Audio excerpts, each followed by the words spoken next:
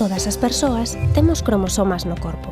Os cromosomas describen como somos, a nosa cor de ollos, de pelo, se somos homes ou mulleres, e tamén se temos síndrome de Down. O habitual é que cada persoa teña 46 cromosomas. Estes cromosomas van de 2 en 2, formando pares. Por iso, cada persoa ten 23 pares de cromosomas. Pero as persoas coa síndrome de Down teñen un cromosoma máis. No par 21, en lugar de ter 2, teñen 3.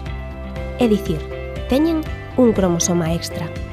Pero como a todas e todos, as persoas coa síndrome de Down poden ir ao colexio, saír cos seus amigos, ter un traballo, facer deporte, ter parella ou vivir na súa propia casa. As persoas coa síndrome de Down queren e poden facer moitas cousas. Ás veces necesitan o noso apoio ou un pouco máis de tempo para facelas, pero quen non necesita axuda de cando en vez? Ademais, nalgunhas ocasións, temos ideas equivocadas sobre a síndrome de Down. Por exemplo, non é unha enfermidade, por iso non se pode curar. No colexio, se se lles ensina e se lles dá tempo, a maioría das persoas coa síndrome de Down aprenden as mesmas cousas que o resto dos seus compañeiros e compañeiras. Cada persoa coa síndrome de Down ten a súa personalidade. Non sempre están contentas ou son cariñosas. Como che pasa a ti, depende do momento. As persoas coa síndrome de Down tamén se fan maiores e non debemos tratalas como se fosen pequenas durante toda a vida.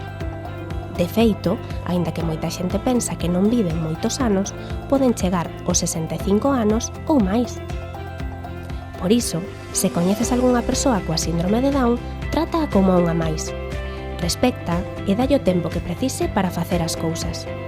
Ten en conta as súas opinións e as súas decisións, porque as persoas coa síndrome de Down teñen os seus gustos, as súas afeccións, como a calquera. E, por suposto, teñen os mesmos dereitos que a ti.